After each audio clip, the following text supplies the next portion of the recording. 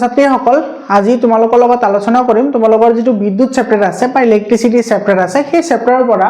তোমাৰ এনেকুৱা ধৰণৰ যিবোৰ ডায়াগ্ৰাম থাকে সেই ডায়াগ্ৰাম ৰিলেটেড যিবোৰ অংক আছে সেই অংকবোৰ তুমি কেনে ধৰণে অতি সহজতে সমাধান কৰিব পাৰা মৰমৰ ছাত্ৰ ছাত্ৰীসকল এই দুটা প্ৰশ্ন তোমাৰ লখিমপুৰ জিলাৰ প্ৰি বোৰ্ড এক্সামিনেশনত আহিছে তো লখিমপুৰ জিলাৰ যেটো তোমাৰ সায়েন্সৰ কোৱেশ্চন পেপাৰ আছে হেতু তোমাৰ এমসিকিউ 100% সলভ কৰা হৈছে লগতে তোমাৰ লং কোৱেশ্চন কেটা মই সলভ কৰি দিছো তোমালোকৰ সুবিধাৰ্থে যদি তোমালোকে ভিডিও চোৱা নাই প্লেলিস্ট বনোৱা আছে তোমালোকে গৈ তাতে ভিডিওটো চাই লোৱা মৰমৰ ছাত্ৰ ছাত্ৰীসকল তোমালোকৰ কিন্তু মেট্ৰিক পৰীক্ষাত এনেকুৱা ধৰণৰ প্ৰশ্ন এটা আহিব তাতে তোমাৰ 3 মাৰ্ক বা 4 মাৰ্ক কেৰি কৰিব ঠিক আছে তো তোমালোকে ইগনোৰ নকৰিবা তোমালোকে ভিডিওটো চোৱা এটো যে আহিব তেনেকুৱা কথা নহয় বেলেগ প্ৰশ্ন আহিব পাৰে কিন্তু কনসেপচন সেম থাকিব বুজি পালা নে আৰু তেতিয়া তুমি কবা যে স্যাৰ কমন পৰা নাই আপুনি এনেই কৈছিল যে কমন পৰিব বুলি সেম ধৰণৰ কনসেপচনৰ কোৱেশ্চন আহিব তোমালোকৰ মেট্ৰিক পৰীক্ষাত গতিকে তুমি ইগনোৰ কৰিব নোৱাৰা তোমালোকে ভালদৰে চোৱা বহুতে ইজি হয় ভয় খাব নালাগে উমাৰ সূত্ৰটো মুখস্থ থাকিলে তুমি এটো পাৰিবা ঠিক আছে এতিয়া চোৱা তোমাৰ মৰমৰ ছাত্ৰ ছাত্ৰীসকল তোমালোকে চিত্ৰটোৰ ফালে লক্ষ্য কৰা যদি চিত্ৰটো বুজি পাইছে নে তোমাৰ আনসাৰটো তোমাৰ 90% তাতে হৈ যাব কেনেকে সো তোমাৰ 5 ওহম 10 ওহম আৰু R1 এটো তিনিটা ৰোধক আছে না 5 ওহম 10 ওহম আৰু R1 এই তিনিটা তোমাৰ কি হৈ আছে সমান্তৰাল অৰ্থাৎ প্যাৰালেলি কানেকশন হৈ আছে নে নাই যদি প্যাৰালেল কানেকশন হৈ থাকে তেতিয়াহলে এটো কি হ'ব ইয়াৰ ৰেচিপ্ৰকেলবোৰ যোগ হ'ব ইকুইভ্যালেন্ট ৰেজিস্ট্যান্সৰ ক্ষেত্ৰত তো প্ৰথমতে আমি কি কৰিম এই তিনিটাৰ মানে 5 10 আৰু R1 এই তিনিটাৰ আমি কি কৰিম ইকুইভ্যালেন্ট ৰেজিস্ট্যান্স ওলাম ঠিক আছে তো তুমি ইয়াতে লিখিবা the equivalent resistance এটো আৰু এসএমএস মিডিয়ামত লিখিবা যে এটো 5 ওহম 10 ওহম আৰু R1 ৰ কাৰণে সমতুল্য ৰোধ ঠিক আছে 5 ওহম 10 ওহম আৰু R1 ৰ কাৰণে সমতুল্য ৰোধ গতিকে the equivalent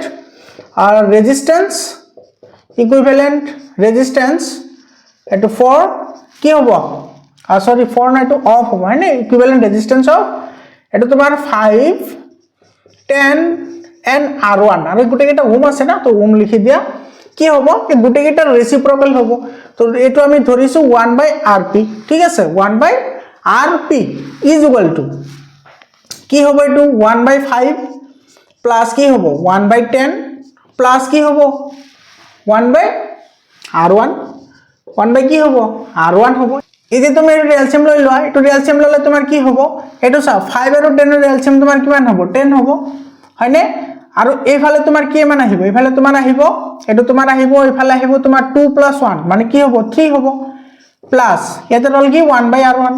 এতে তোমাৰ এটো 10 * R1 বুজি পাইছা না মানে এই দুটা এলসিএম লৈছো তাৰ পিছত এটো R1 টো এইফালে ৰাখি দিছো এতে তোমাৰ 10 * R1 ৰ এলসিএম কিমান আহিব এটো হ'ব তোমাৰ 10 R1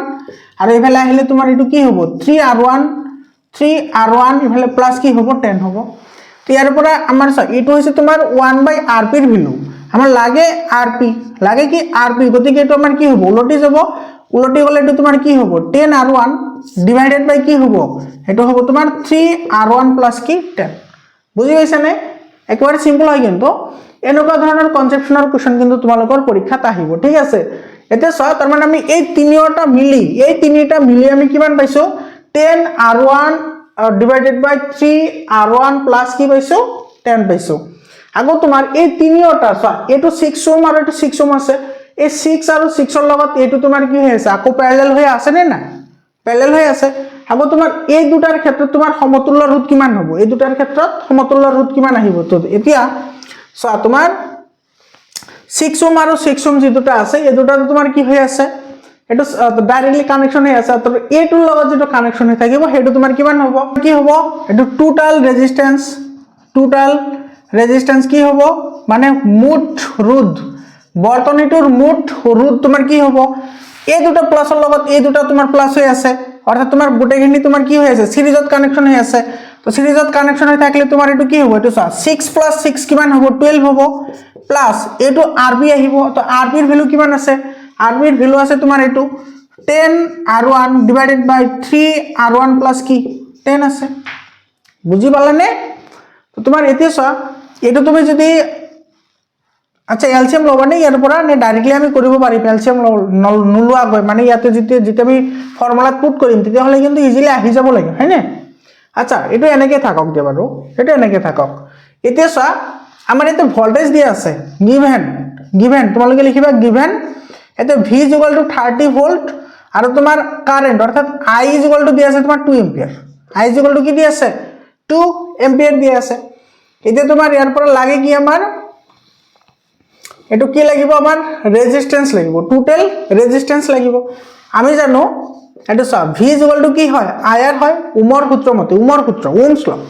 ওমৰ সূত্র মতে V = IR ঠিক আছে V = IR এতে V এর ভ্যালু দিয়া আছে 30 I এর ভ্যালু দিয়া আছে তোমাৰ 2A মানে 2 এম্পিয়াৰ তো এম্পিয়াৰটো আমি পিছত লিখিম আৰু R এৰ ভ্যালু তোমাৰ কিমান দিয়া আছে R এৰ ভ্যালু দিয়া আছে তোমাৰ 12 প্লাস এটো দিয়া আছে তোমাৰ 10 R1 ডিভাইডেড বাই এটো আছে 3 R1 প্লাস কি 10 দিয়া আছে বুঝি পালানে একেবারে সিম্পল হয় এটি তুমি লক্ষ্য করা এই দুইটো ইফালে মাল্টিপ্লাই হৈ আছে না দুইটো মাল্টিপ্লাই হৈ আছে তো এইটো তুমি ইফালে লৈ আহিলে কি হ'ব এটো ইফালে আনিলে হরণ হ'ব হরণ হলে 50 মানে 32 ৰে হৰণ কৰিলে কিমান হ'ব 15 হ'ব কিমান হ'ব 15 আৰু এই 12 টো প্লাস হৈ আছে না 12 টো কি হৈ আছে প্লাস হৈ আছে তো তোমাৰ 15 ৰ পৰা 12 এইফালে লৈ আহিলে মাইনাস হ'ব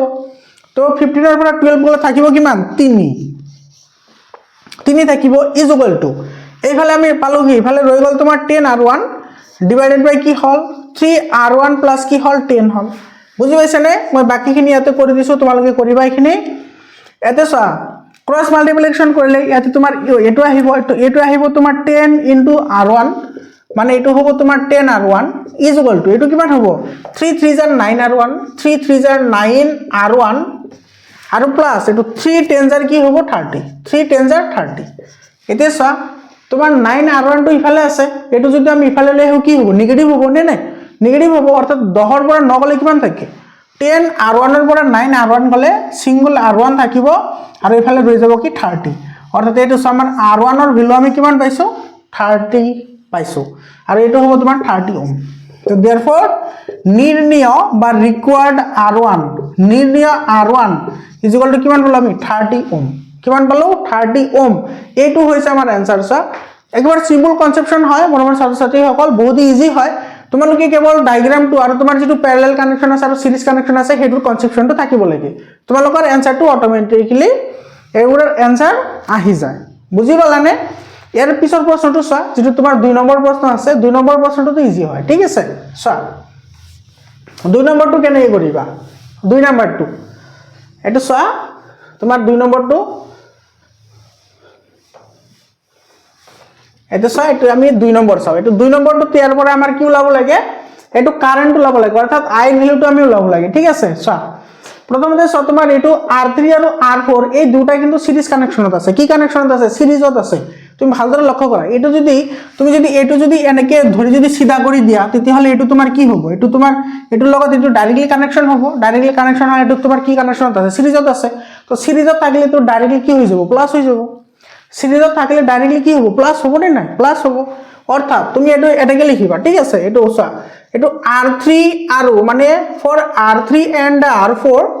এটো R4 সমতুল্য ৰোধ কি ৰোধ সমতুল্য ৰোধ এই দুটাৰ কাৰণে সমতুল্য ৰোধ ঠিক আছে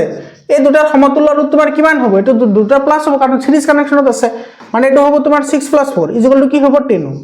এটো আমি পালো 10 ওহম পালো এতে চোৱা এইটো 10 ওহমৰ লগত তোমাৰ R2 যেটো আছে R2 কিটো R2 হেতু তোমাৰ কি হৈ আছে এটো তোমাৰ প্যাৰালাল কানেকশন হৈ আছে কি কানেকশন প্যাৰালাল গতিকে এটো লগত এটো তোমাৰ প্যাৰালাল হ'ব তাৰ মানে এতিয়া হ'ব তোমাৰ এটো নাম দিয়া ঠিক আছে এটোৰ নামটো আমি কি দিম এটোৰ নাম ধৰা তোমাৰ RS এটোৰ নাম হৈছে RS তো এতিয়া RS আৰু চাবা দেই এটো RS এটো RS বুলি ধৰিছো মানে এইখিনি এই দুগুটেখিনি তোমাৰ R2 ৰ লগত কি হৈ থাকিব সমান্তৰালত থাকিব তো RS আৰু R2 ৰ সমতুল্য ৰোধ R2 কি হ'ব সমতুল্য ৰোধ এটো কি হ'ব R2 RS আৰু R2 ৰ সমতুল্য ৰোধ যেটো তোমাৰ প্যাৰালাল হয় গতিকে এটো ৰেচিপ্ৰকেল আহিব এটো আমি ধৰিছো 1/RS ড্যাশ ঠিক আছে কাৰণ এটো RS ধৰিছো এটো আমি ড্যাশ বুলি ধৰিলো ঠিক আছে তো এটো তোমাৰ কি হ'ব = এটো আহিব এটো আহিব ৰেচিপ্ৰকেল মানে 1/10 প্লাস এটো আহিব কি 1/10 1/10 আৰু 1/10 হয়নে এটো 1/10 আছে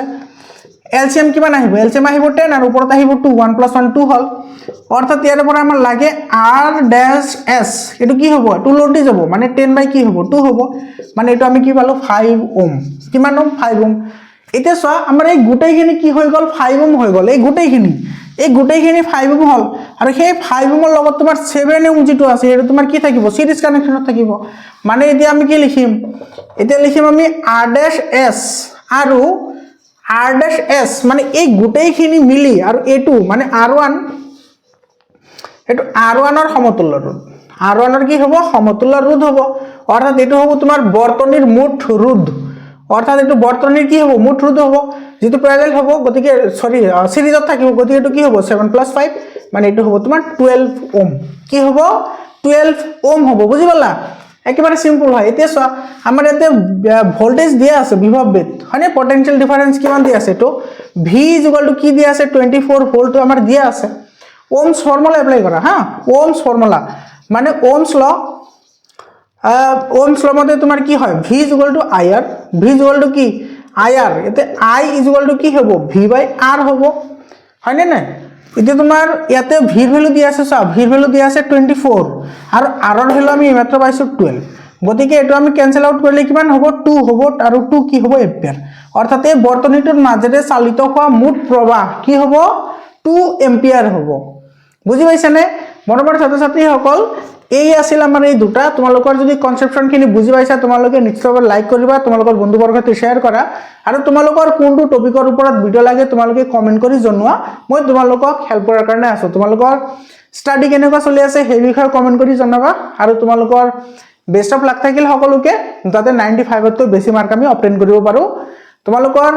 সায়েন্সৰ কাৰণে এনেকুৱা কোনো টপিক নাই যে মই তোমালোকক শিকোৱা নাই তোমালোকৰ প্ৰত্যেকটো টপিক শিকোৱা আছে তোমালোকে প্লেলিষ্টত গৈ প্লেলিষ্ট চেক আউট কৰা